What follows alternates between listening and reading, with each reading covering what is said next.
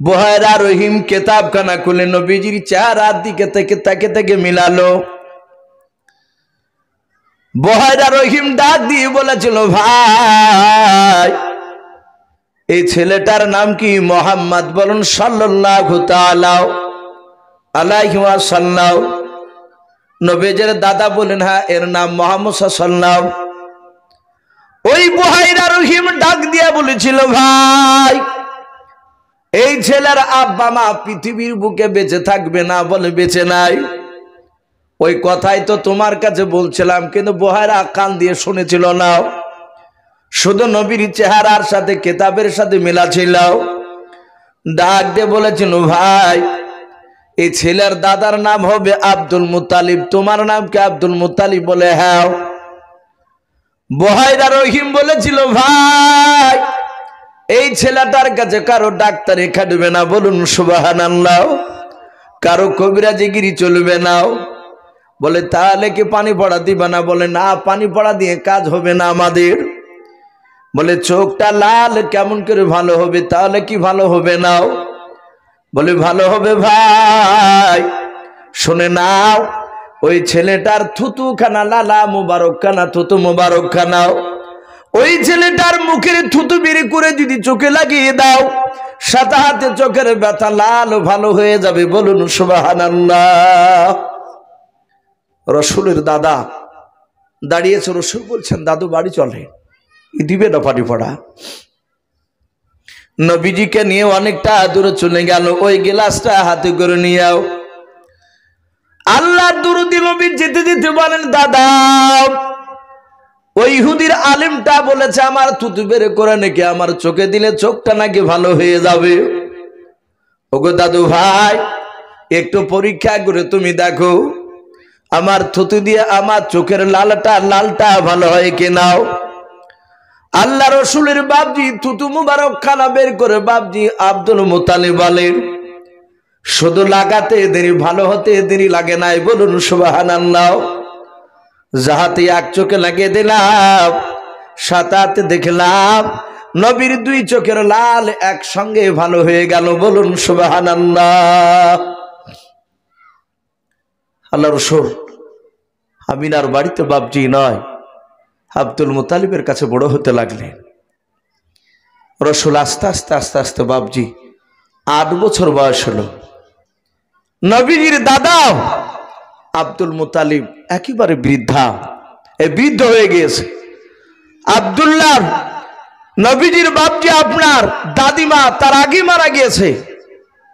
Abdul Muttalib বৃদ্ধ হওয়ার আগে আমার বিশ্ব নবী দরুদ নবী জনাবে মোহাম্মদ রাসূলুল্লাহ সাল্লাল্লাহু তাআলা আলাইহি ওয়াসাল্লাম তার দাদু দুনিয়ার বুক থেকে বিদায় নিয়ে চলে যাবে। তাই আব্দুল মুত্তালিবের বাপজি 9টা ছেলে বেঁচে আছে। আব্দুল্লাহ তো ইন্তেকাল করে গিয়েছে। তাই সকালবেলায় বাপজি সব ছেলেদেরকে বাপজি ডাকলেন। ছেলেদেরকে ডাকার পরে সকালবেলায় বাপজি বসে রেখেছে। আব্দুল মুত্তালিব তার নাতিকে যে কোনো একটা ছেলের কিনারা লেগে দেবে যে আমি বেশি দিন বাঁচব না, আমার মৃত্যুর পরে এই ছেলেটাকে অমুক ছেলে তুমি দেখবা না। আব্দুল মুত্তালিবের বাপজি উদ্দেশ্য ছিল হযরত আব্বাস বলে একটা নবী চাচা ছিল, উনি পরে ইসলাম গ্রহণ করেছিলেন। এই আব্বাস রাদিয়াল্লাহু তাআলা আনহু তিনি টাকা পয়সাওয়ালা মানুষ ছিলেন সে সময়।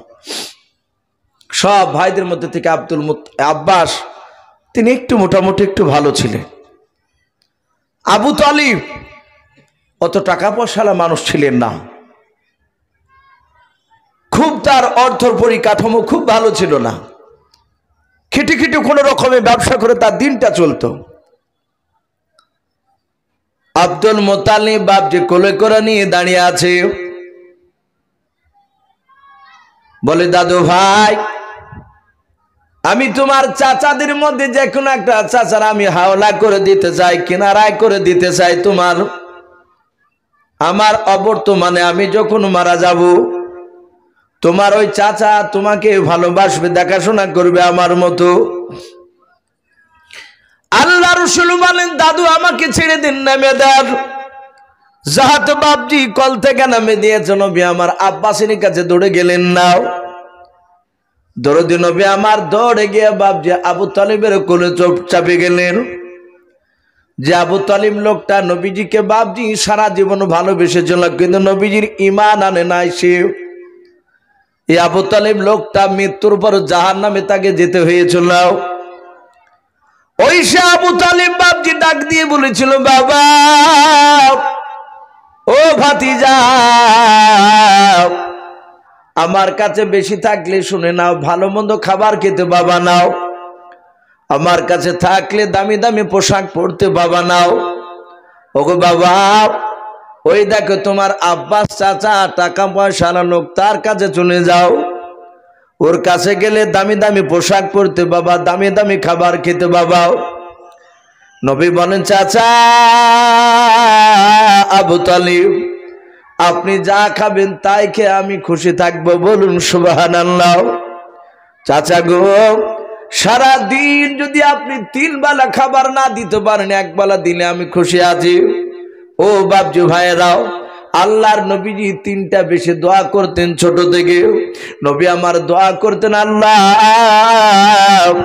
যতদিন তুমি বেঁচে রাখবাও ততদিন তুমি আমাকে গরিবে হালাতে বেঁচে রাখবাও। আল্লাহর নবী 2 নাম্বার বেশি বেশি দোয়া করতেন, আল্লাহ তুমি যেদিন আমাকে মত দেবাও সেদিন আমাকে গরিবে হালাতে তুমি মত দিয়াও।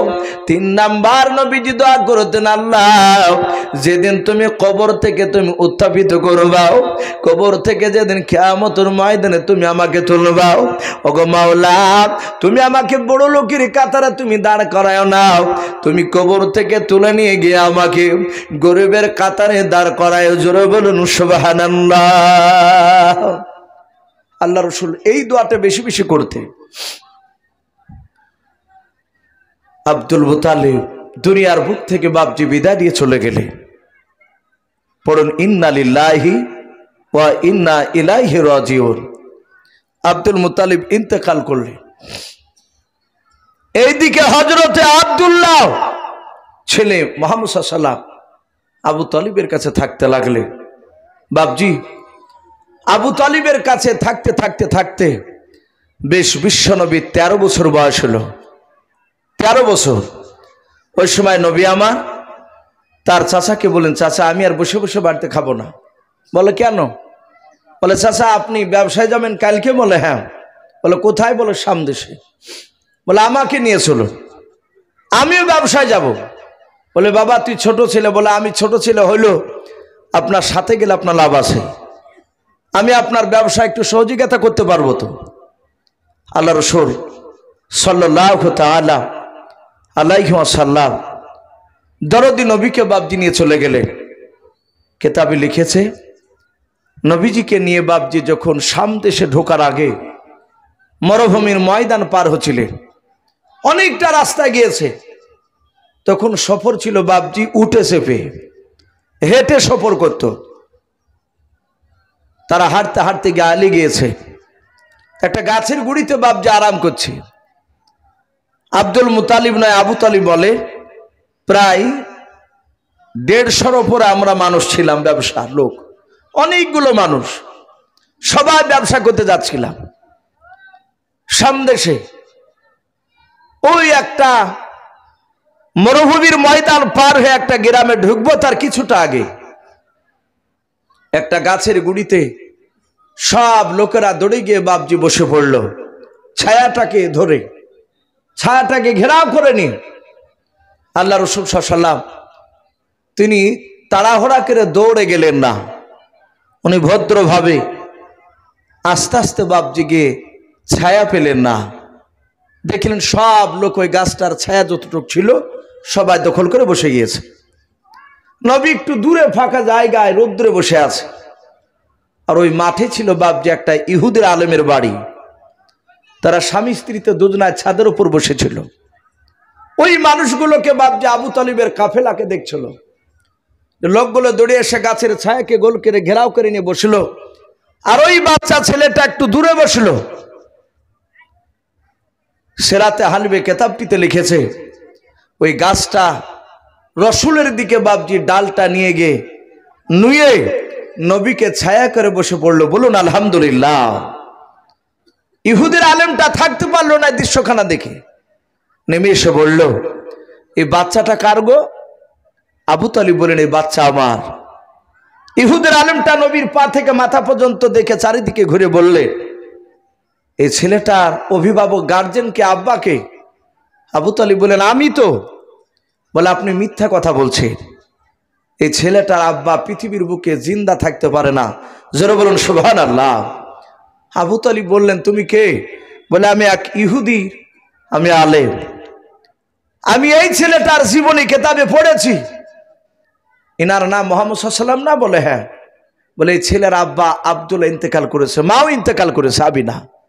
বলে, হ্যাঁ, এই ছেলেটার মার নাম আমিনা, বাপের নাম আব্দুল্লাহ, ওরা সব ইন্তেকাল করে গিয়েছে।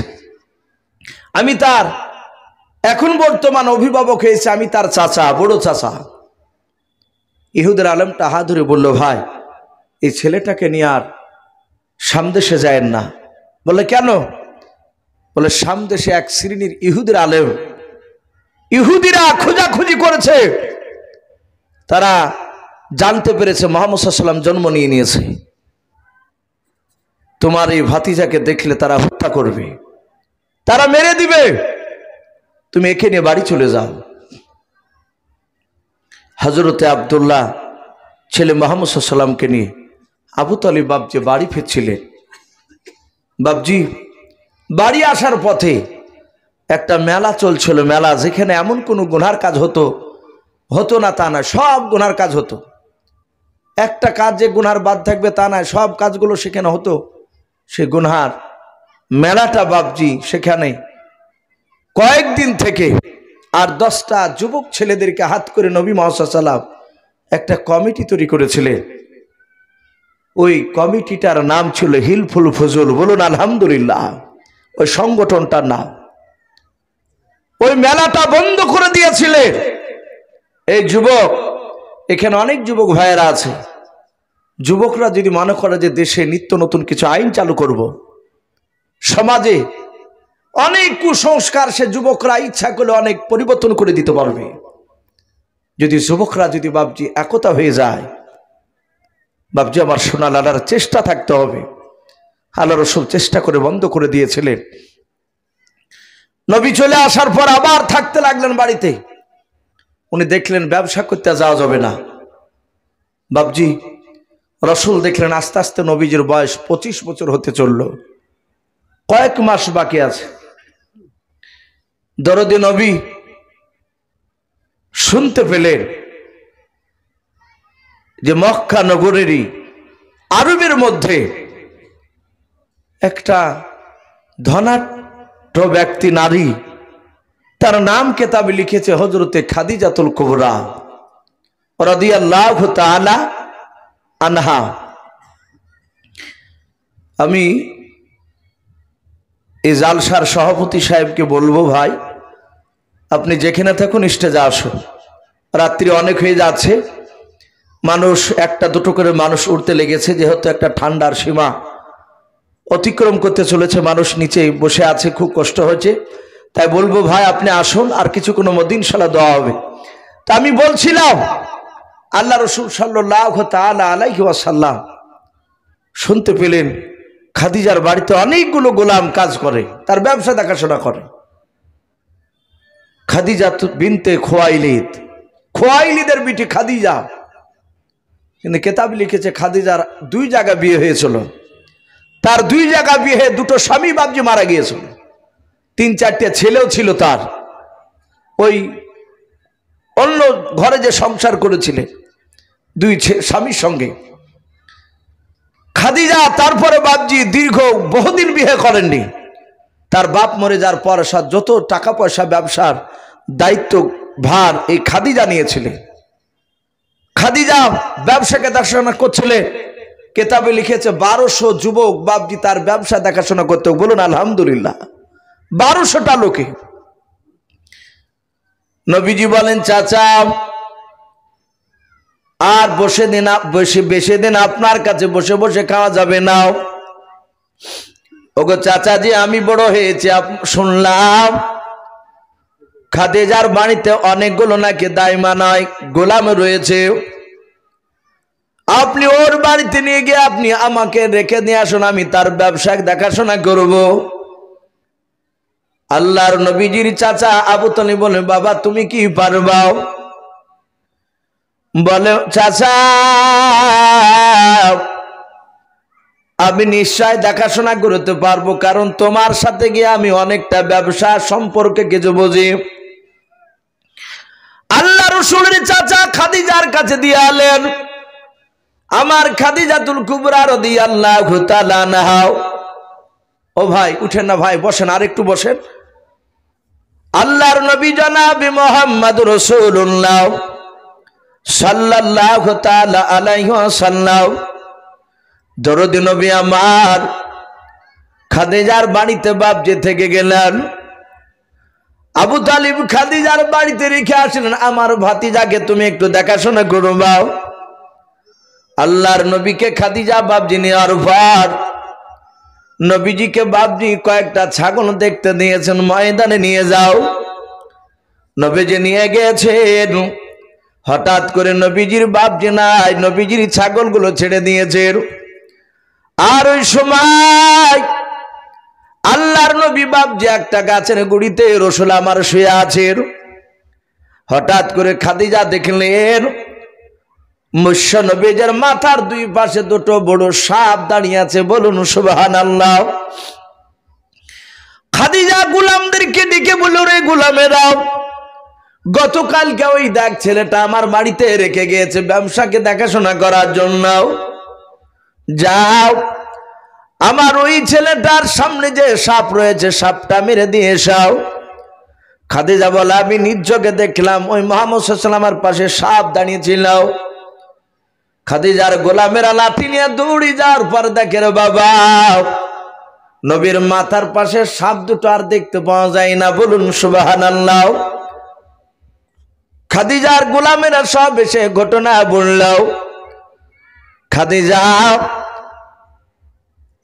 সাধারণ কোন নারী ছিলেন না, অশিক্ষিতা নারী ছিলেন না। হযরতে খাদিজা শিক্ষিতা নারী ছিলেন, তাওরাত জবর ইনজিলের হাফেজা ছিলেন। খাদিজা তিনি পড়েছিলেন আখিরি জামানার নবী হবে, তার আলামত কিছু পড়েছিলেন। ওই বিশ্ব নবী জনাব মুহাম্মদ রাসূলুল্লাহ সাল্লাল্লাহু তাআলা আলাইহি ওয়াসাল্লামের কিছু চরিত্র বাবা খাদিজার পড়ার সাথে বাপজি মিলে গিয়েছিল। বলুন সুবহানাল্লাহ। সম্মানিত ভাই আমার বাবা জীবনেরা, এই রাসূল খাদিজার বাড়িতে থাকার পরে এই খাদিজা নবীকে চিনতে পারলেন, ইনি মনে হয় নবী হতে পারে। আর প্রকৃতি যদি রাসূল হয়ে যায় তাহলে একে আমার বাড়িতে কাজ করে নেওয়া এটা বিরাট অন্যায়। তাই খাদিজা কৌশল করে বিয়ের পয়গাম দিয়ে লাস্টে আবু তালিবের ভাতিজা মুহাম্মদ সাল্লাল্লাহু তাআলা আলাইহি ওয়াসাল্লাম এই খাদিজার সাথে বাপজি বিয়ে হয়ে গিয়েছিল। বলুন সুবহানাল্লাহ। খাদিজার সাথে বাপজি আপনার বলা হয়েছে, ঠিক আছে দোয়া করবেন। মৌলানা সাহেব কো হযরতে খাদিজাতুল কুবরা রাদিয়াল্লাহু তাআলা আনহার সাথে বাপজি রাসূল সাল্লাল্লাহু তাআলা আলাইহি ওয়াসাল্লামের মধুর মিলন বাপজি শুরু হয়ে গিয়েছে। তাদের এত দাম্পত্য জীবন সুখময়, তাদের এত শান্তি, তাদের সংসারে কোনো ঝামেলা নেই।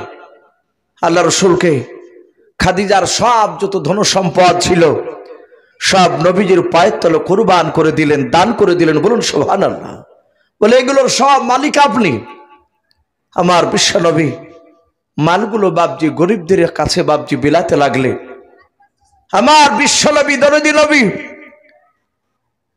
প্রয়োজন মোতাবেক বাপজি দান করে। আর ওই গাড়ি হিরাতে গিয়ে বাপজি রাসূলুল্লাহ ইবাদতে লিপ্ত হয়ে থাকে। তখন বাপজি 5 ওয়াক্ত নামাজ ছিল না, এমনি ইবাদত ছিল, নফল ইবাদত গুরুত্ব দিতেন বেশি। মুহাম্মদ সাল্লাম গাড়ি হিরাতে বসে 3 দিন 4 দিন করে আসতেন না। এই 3-4 দিন খেতেন কি উনি? কিতাবে লিখেছে খাদিজাতুল কুবরা রাসূলের অর্ধাঙ্গিনী বিবি খাদিজাতুল কুবরা রাদিয়াল্লাহু তাআলা আনহা তিনি খাবার ওই পাহাড় বেয়ে বেয়ে রাসূলকে খাবার খেয়ে দিয়ে আসতেন। বলুন আলহামদুলিল্লাহ। হাজী সাহেবরা আছে পাহাড়ে এখনো বাপজি সে গাড়ি হিরায় উঠতে প্রায় 1.5 ঘন্টার উপরে সময় লেগে যায়। এখন তো জায়গা জায়গা বাপজি রাস্তা করা হয়েছে কেটে কেটে, সে সময় রাস্তা ছিল না। 2 ঘন্টা 2.5 ঘন্টা 3 ঘন্টার সময় লাগতো মানুষ অনুযায়ী। সেখানে খাদিজা খাবার দিতে গিয়ে কোনো দিন খাদিজা স্লিপ করে হাতের চামড়া পাহাড়ে গায়ে ঘোষ্টল লেগে বাপজি ছিঁড়ে যেত। রসুলকে এত খাদিজা ভালোবাসতে, নবীও খাদিজাকে ভালোবাসতে। রসুলের বাপজি 25 থেকে নিয়ে 40 পর্যন্ত এই 15 বছর বাপজি সাধনা করেছিলেন, ওখানে ধ্যানে মগ্ন ছিলেন।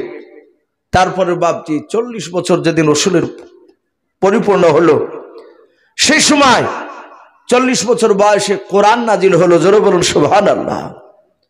কোরআনটা নাজিল হয়ে গেল। বাপজি আমি শেষের দিকে আসছি, যেহেতু 10:30 বাজতে চলছে। আমি বলেছিলাম যে শেষের দিকে বাপজি মৃত্যুর কথা একটু আপনাদের সামনে তুলে ধরব। আমরা জানি নবী আমার 40 বছর থেকে নিয়ে কোরআন যেদিন নাজিল হলো, সর্বপ্রথম খাদিজাতুল কুবরা রসুলকে নবী বলে বাপজি সার্টিফাই দিয়েছিলেন। বলুন সুবহানাল্লাহ। উনি বলেছিলেন আমি আপনাকে সত্য নবী বলে মেনে নিলাম। তারপর রসুল বাপজি কলমার দাওয়াত দিতে শুরু করলেন। নবীজির বিরোধিতা শুরু করে দিল মক্কার আবু জেহেল, উতবা, সাইবারা, যারা বিশ্ব নবীকে মক্কার ছোট বড় সবাই আল আমিন বলে ডাকত। সত্যবাদী যে উপাধি দিয়েছিল, তারা আর আল আমিন বলে ডাকলো না। নবীকে সবাই গালিগালাজ দিতে শুরু করলো। ওর মধ্যে কিছু কিছু মানুষ রসুলের উপর ঈমান এনেছিলেন। বাপজি আমার রসুল 23 বছর কলমার দাওয়াত দিয়েছিলেন মক্কার মদিনায় মিলে। বলুন আলহামদুলিল্লাহ। নবী তোমার খেয়েছিলেন এই কলমার দাওয়াত দিতে গিয়ে। লাস্টে বিশ্ব রসুল ইন্তেকাল করবে, নবীজির মাথায় যন্ত্রণা শুরু হয়েছে। আমার রাসূলুল্লাহ সাল্লাল্লাহু তাআলা আলাইহি ওয়াসাল্লাম, নবী দরুদ নবী আমার বিশ্ব নবীজি বাপজি কান্না করতে লাগলেন। রসুলের বাপজি মাথায় যন্ত্রণা শুরু হলো। আল্লাহর নবী দরদি নবী আমার মাথার যন্ত্রণায় কাতর হয়ে নবী আমার দুনিয়ার বুকে জিন্দা অবস্থায় 17 ওয়াক্তের ফরজ নামাজের তিনি ইমামতি করতে পারে নাই। বলুন সুবহানাল্লাহ। আল্লাহর নবীজি ঘরে বাপজি আয়েশার কোলে বাপজি আপনার মাথা দিয়ে শুয়ে আছেন। মা ফাতেমা তো জোহরা রাদিয়াল্লাহু তাআলা আনহা নবীজির মাথার কপালটা বাপজি টিপে দিছিলেন। আল্লাহ রসুলের কপাল খানা বাপজি ঘামছিল। হঠাৎ করে বাবা কেউ যেন বাপজি দরজাতে এসে সালাম দিচ্ছে, আসসালামু আলাইকা ইয়া রাসূলুল্লাহ ইয়া হাবিবাল্লাহ। আল্লাহর নবীজি সালামের উত্তর দিয়ে দিলেন। বিশ্ব নবী জনাবে মুহাম্মদ রাসূলুল্লাহ সাল্লাল্লাহু তাআলা আলাইহি ওয়াসাল্লাম বলেন, ঘরের ভেতরে তুমি চলে এসো। যেই ব্যক্তি আমাকে সালাম দিলে চলে এসো। আড়াল থেকে ডাক দিয়ে বলেছিল, ওগো আল্লাহর নবী আপনার বিটি ফাতেমাকে একটু ঘরের আড়ালে যেতে বলার। আল্লাহ রাসূল বলেন, ওরে ফাতেমা একটু আড়ালে চলে যাও। আয়েশা বাপজি একটু আড়ালে চলে গেলেন। ফাতেমা কাদার বলেন, আব্বা কে এসেছে দরজার গণিতে আপনাকে সালাম দিলেন? আল্লাহর নবী বলেন, ওরে ফাতেমা এমন একজন মেহমান দরজায় দাঁড়িয়ে আছে রে ফাতেমা, যেই মেহমানটা বাপের কাছ থেকে বিটিকে আলাদা করে দেয়, স্বামী স্ত্রীর মধ্যে আলাদা করে দেয়। ওরে আমার ফাতেমা উনি হচ্ছেন আজরাইল ফেরেশতা। বলুন সুবহানাল্লাহ। ফাতেমা কাঁদতে লাগলেন। বলে মা কাঁদিস না, সবাইকে যেতে হবে। কোরআন শরীফে এসেছে কুল্লু নাফসিন যায়কাতুল মাউত, প্রতিটা জানদারকে বাপজি মাউতের স্বাদ চাকতে হবে, মাউত থেকে কেউ বাঁচতে পারবে না। আদম আলাইহিস সালাম তিনি 1000 বছর বেঁচে ছিলেন, ওনাকেও দুনিয়া ছাড়তে হয়েছিল।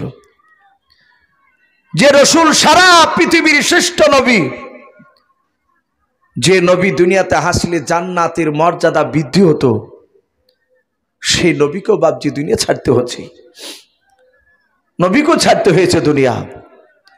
আল্লাহ রসুলকে এসে আজরাইল আলাইহিস সালাম বলেন, হুজুর আমি মালাকাল মাউত আজরাইল ফেরেশতা আলাইহিস সালাম, আমি পৃথিবীর সব মানুষের কাছে জান কবজ করতে যাই, আমি কারো কাছে অনুমতি চাই না, কিন্তু নবী আপনার কাছে অনুমতি চাই, আমি জানটা কবজ করবো আপনি যদি হুকুম দেন। আর যদি বলেন যে না আমি বাঁচতে চাই এখনো, তাহলে আমি ফিরে যাব। রসুল বললেন, আজরাইল একটু দাঁড়াও। জিবরিল আলাইহিস সালাম তিনি এসেছিলেন, নবী জিবরিলের সাথে বাপজি মাশারা করলেন, বলে জিবরিল ভাই আমি কতদিন বেঁচে থাকবো বললে আজরাইল আর আসবে না। রসুল বললেন, জিবরিল বলো। জিবরিল বলে, নবী গো, একটা উটের দেহতে যতটা পশম রয়েছে, সমস্ত পশম পরিমাণ এক একটা পশমের বিনিময়ে আপনি যদি বলেন যে আমি 5 বছর করে বাঁচব কি 5000 বছর করে বাঁচব, ওই পশম যতদিন আপনার পূর্ণ হয়ে যাবে, তত বছর পর পূর্ণ হওয়ার পরে আবার সে মালাকাল মাউত আপনার কাছে আসবে। বলে মৃত্যু থেকে বাঁচা যাবে না, বলে না, মৃত্যুর স্বাদ চাকতে হবে। আল্লাহ রসুল বললেন, তাহলে আমি আর বেঁচে থাকতে চাই না, আজরাইল তুমি আমার জানটা কবজ করে নাও। রসুলের জানটা বাপজি কবজ করে নিয়েছিলেন জিবরিল নয়, আজরাইল আলাইহিস সালাম।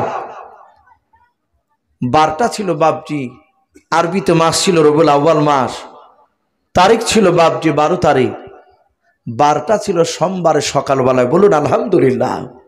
সোমবারে সকালবেলায় নবীজি ইন্তেকাল করলেন। তারপরে দিন সারা রাত গেল, তারপরের দিন বাপজি আবার এশার সময় রসুলের বাপজি দাফন করা হয়েছিল। এখন প্রশ্ন হতে পারে, আল্লাহ রসুলের জানাজা কে পড়িয়েছিল? আমরা অনেকে হয়তো জানি না। নবীজির জানাজার ইমাম বাপজি কেউ হতে পারেনি। বলুন আলহামদুলিল্লাহ। নবী তো সারা পৃথিবীর ইমাম, আবার এই নবীর আবাকে ইমাম হবে। সবাই আপন মনে বাপজি কয়েক দফা বাপজি জামাত হয়েছিল, মানুষ হাজার হাজার মানুষ কাতার বেঁধে দাঁড়িয়ে সবাই নবীজির বাপজি সামনে, নবীকে সামনে রেখে সবাই কাতার, যেমন আমরা কাতার বেঁধে জানাজা নামাজ পড়ি, কিন্তু ইমাম কেউ হয়নি। আপন আপন সবাই কাতার বেঁধে আপন আপন দোয়া পড়ে চলে গিয়েছেন, দোয়া করেছেন। লাস্টে বিশ্ব নবীজির বাপ যে লাশ নিয়ে ঝামেলা হলো। মক্কার লোকেরা বলছে মক্কায় নিয়ে যাব, মদিনার লোকেরা বলল না মক্কাতে যেতে দিব না, মদিনাতেই থাকবে। এই ফয়সালা কে করবে? লাস্টে আয়েশা সিদ্দিকা রাদিয়াল্লাহু তাআলা আনহা তিনি বললেন, ওগো ওমর ফারুক, হে আল্লাহ রসুলের সাহাবা, আমার নবীজি আমার কোলে মাথা দিয়ে বলেছিলেন, আয়েশা আমার মন বলে মৃত্যুর পরে আমি তোমার কাছেই আমি থাকি এই ঘরে। এই কথাটা ওমরকে বললেন। ওমর শুনে বলেন, আর পৃথিবীর মানুষ কেউ নিয়ে যেতে পারবে না। নবী যখন মৃত্যুর পরও থাকার এখানে আশা করেছিলেন, আয়েশাকে বলেছেন নবীজির কবরটা আয়েশার এই ঘরে রাখা হবে। বলুন আলহামদুলিল্লাহ। যেটা মদিনাতুল মানওয়ারা সবুজ গম্বুজের তলে যেখানে রসুল শুয়ে আছে, সেটাই সে আয়েশার ঘর, যে ঘরে রসুল্লাহ থাকতেন। বাপজি আমার বিশ্ব নবীকে সেখানে দাফন করা হলো। এই ছিল বাপজি রসুল্লাহর ইন্তেকালের ঘটনা। আমি আপনাদের সকলকে বলবো বাপজি, রসুলের জীবনী বলেন আর যাই বলে, 3 দিন বলেন, 4 দিন বলেন, 2 দিন বলে, আলোচনার সব আসল বিষয় হচ্ছে বাপজি বেনামাজি মানুষ তারা কিভাবে নামাজ পড়বে, এটাই তো উদ্দেশ্য আমাদের। যারা চলে গিয়েছেন আমাদের কাছ থেকে, তাদের জন্য বাপজি একটু দোয়া করা হবে। তাই প্রতিটা বাপজি ভাই মা বোনদেরকে বলবো আমরা সকলেই 5 ওয়াক্ত নামাজ পড়বো, বলুন ইনশাআল্লাহ, বলুন ইনশাআল্লাহ। আর নিজের সন্তানদেরকে বাপজি ছেলেদেরকে নামাজ পড়ার কথা বলবো, মেয়েদেরকেও ছেলেদেরকে বলবো যে বাবা মসজিদে জামাতে নামাজ পড়তে গেলে প্রচুর নাকি, আর মা বোনেদেরকে বাড়িতে নামাজ পড়ার আমরা তাকিদ দেব, হুকুম দেব, বলুন ইনশাআল্লাহ। আল্লাহ রাব্বুল আলামিন আমাদের সকলকে কোরআন এবং সুন্নাত মাফিক আমল করার তৌফিক দান করুন, বলুন আল্লাহুম্মা আমিন, আল্লাহুম্মা আমিন। বাপজি 2 রাত্রি জীবনী জালসা সংক্ষিপ্তভাবে নবীজির জীবনী মোটামুটি বাপজি একটু তুলে ধরলাম। অনেক কথা বাপজি হয়তো ধারাবাহিকভাবে বলতে পারা যায়নি, যে হয়তো 2 রাত্রিতে বলা বাপজি সম্ভব নয়। আর আমিও তো মানুষ বাপজি, প্রায় 2 ঘন্টার উপরে বাপজি আপনার বেশি বলা হয়ে গিয়েছে। তো যাই হোক, আমার পূর্বেকার বক্তারাও বাপজি তারা আল্লাহ রসুলের কথা কিছু আলোচনা করেছে। আমরা দোয়া করব এই বাপজি ভাইদের আজকের এই জালসার মাহফিল আল্লাহ কবুল করুন। এরা যেন আগামীতে প্রতি বছর অনেক জায়গাতে বাপজি জালসা দেয় না, গান বাজনা নিয়ে মেতে থাকে। তো গান বাজনার পরিবর্তে আল্লাহ রসুলের কথা বাপজি আলোচনা হবে। এসব দোয়ার মজলিস করা বাপজি এগুলো খারাপ কাজ নয়, ভালো কাজ ইনশাল্লাহ। কিন্তু আমরা চেষ্টা করব, মানুষ বাপজি অনেকে আসছি কিন্তু বাপজি আমরা জালসা তালায় বসছি না, মেলা তালা থেকে ঘুরে চলে যাচ্ছি। আমি অনুরোধ করব বাপজি ভাই আগামীতে জালসা দিলে এভাবে মেলা তালাতে আমরা বেশি ঘোরাফেরা করবো না। আর জালসায় যেই জালসাতে বাপজি মেলা বসছে সেই জালসাতে দেখা যাচ্ছে প্যান্ডেলও লোক খুব কমই হচ্ছে, মেলা তালা থেকে মানুষ ভিড় জমাচ্ছে। আমরা অনেক জায়গায় দেখছি যেখানে মেলা বসে না, সেসব জালসাতে দোকানপাট বসতে না দিলে সেসব জালসাতে বাপজি মানুষ এসে সুন্দরভাবে বসে। আমরা চেষ্টা করব বাপজি ভাইয়েরা আমরা মেলা তালা সবসময় ঘুরবো না, আমরা জালসার মাহফিলে এসে বসবো, শেষ দোয়া নেওয়ার চেষ্টা করবো ইনশাল্লাহ। আমরা সকলে একবার দুরুদে ইব্রাহিমকে পড়ি না, আল্লাহুম্মা সাল্লি আলা মুহাম্মাদি ওয়া আলা আলি মুহাম্মাদ কামা সাল্লাইতা আলা ইব্রাহিম ওয়া আলা আলি ইব্রাহিম ইন্নাকা হামিদুম মাজিদ। আল্লাহুম্মা বারিক আলা মুহাম্মাদি ওয়া আলা আলি মুহাম্মাদ কামা বারাকতা আলা ইব্রাহিম ওয়া আলা আলি ইব্রাহিম ইন্নাকা হামিদুম মাজিদ। সাল্লাল্লাহু তাআলা আলাইহি ওয়াসাল্লাম। ভাই আমরা একবার তওবা করে নিই, আস্তাগফিরুল্লাহ রব্বি মিন কুল্লি যামবি ওয়া আতুবু ইলাইহি লা হাওলা ওয়ালা কুওয়াতা ইল্লা বিল্লাহিল আলিয়্যিল আযীম। বাপজি এখনই দেওয়া হবে, যে অবস্থা আছে বাপজি ভাইরা মা বোনেরা সকলে হাত তুলে একটু দোয়া করে আল্লাহুম্মা আমিন। আলহামদুলিল্লাহি রাব্বিল আলামিন ওয়াল আকিবাতু লিল মুত্তাকিন والصلاة والسلام على رسوله الأمين والصلاة والسلام على سيد المرسلين ربنا ظلمنا أنفسنا وإن لم تغفر لنا وترحمنا لنكونن من الخاسرين। আয় আল্লাহ গভীর রাত্রি হয়ে গেছে রে মওলা, আয় আল্লাহ প্রচন্ড হাড় হিম করা শীতের রাত্রিতে রব্বুল আলামিন তোমার ইমানদার বান্দা বান্দীদেরকে নিয়ে তোমার শাহী দরবারে হাত উঠিয়েছে। আয় আল্লাহ তুমি দা মেহেরবান করে আজকে পবিত্র জালসার মাহফিল তুমি কবুল করে নাও। মওলা রে আমাদের ছোট বড় সকলের হাতগুলো তুমি ইমানদার হিসাবে তুমি কবুল করে নাও। আয় আল্লাহ আমরা সকলেই গুনাহগার খাকসার নাদান তোমার বান্দা, দিনের আলো রাত্রির অন্ধকার মওলা, সগীরা কাবিরা জানা অজানা ছোট বড় জাহিরি বাতিনি যাবতীয় গুনাহ করে ফেলেছি। আয় আল্লাহ তুমি আমাদের সকলের জীবনের যাবতীয় গুনাহগুলো তুমি মাফ করে দাও। আয় আল্লাহ আজকে 2 রাত্রি জালসা জীবনে ছিল, আজকে শেষ হয়ে গেল জীবনে মওলা। আয় আল্লাহ তুমি দা মেহেরবান করে 2 রাত্রি জীবনে জালসা তুমি কবুল করে নাও রব্বুল আলামিন। আয় আল্লাহ আলোচনা করতে গিয়ে যদি ভুল হয়ে যায় ক্ষমা করে দিয়ে আলোচনা বলা শোনা সব তুমি কবুল করে নাও। আয় আল্লাহ এই জালসাতে দেখো বাপজি ভাইরা মা বোনেরা হাত তুলে আমিন আমিন করেছেন মওলা। আয় আল্লাহ যাদের আব্বা নাই মা নাই তাদের কবর আযাব গুলো তুমি মাফ করে দাও। আয় আল্লাহ আমাদের কার দাদা দাদি নানা নানি কার ছেলে মেয়ে আত্মীয় স্বজন আমাদের অনেকে চলে গিয়েছে। আয় আল্লাহ তুমি তাদের সকলের কবর আযাব গুলো তুমি মাফ করে দাও রব্বুল আলামিন। এই গ্রামে তুমি রহমত বর্ষণ করাও, এই গ্রামের ছোট বড় যত মাইয়াত কবরবাসী হয়ে গিয়েছে সব কবরবাসীর মায়াতের কবরে আযাবগুলো তুমি মাফ করে দাও। আয় আল্লাহ, জালসার সভাপতিগণকে তুমি ইমামদের হিসাবে তুমি কবুল করে নাও। বক্তা শ্রোতা আল্লাহ জালসার কমিটি ভাই সকলকে তুমি ইমামদের হিসাবে তুমি কবুল করে নাও। আয় আল্লাহ, এই গ্রামে তুমি রহমত বর্ষণ করো। এই গ্রামের প্রতিটা মানুষকে আসমানি বালা জমিনি বালা থেকে তুমি হেফাজত করো। এই গ্রামের বাহির থেকে যারা আমিন আমিন করেছে মওলা, আয় আল্লাহ তুমি তাদের সকলকে মওলা যাবতীয় বিপদ থেকে তুমি হেফাজত করো। আয় আল্লাহ, ছোট বড় যারা আমিন আমিন করেছে সকলই মওলা তুমি আমাদের সকলকে আসমানি বালা জমিনি বালা থেকে তুমি হেফাজত করো। আয় আল্লাহ, বাপজি ভাইদের ইমানটা হযরতে আবু বকর সিদ্দিক রাদিয়াল্লাহু তাআলা আনহুর মতো ইমান তুমি বানিয়ে দাও। পর্দার আড়াল থেকে মা বোনেরা আমিন আমিন করেছে মওলা, তুমি আমার সকল মা বোনের ইমানটা হযরত মা ফাতেমা জোহরা রাদিয়াল্লাহু তাআলা আনহার মতো ইমান তুমি বানিয়ে দাও। আয় আল্লাহ, এই দোয়াটুকু নবীর ওসিলা করে বলি কবুল করে নাও। সারা বিশ্বের মুসলমানকে তুমি হেফাজত করো, সারা বিশ্বের মাদ্রাসা মসজিদকে তুমি হেফাজত করো। আয় আল্লাহ, এই দোয়াটুকু নবীর ওসিলা করে বলি কবুল করে নাও। যত নবী রাসূল ওলিয়া আলো পাঠিয়েছো সকলে আর মশন তুমি পৌঁছিয়ে দাও।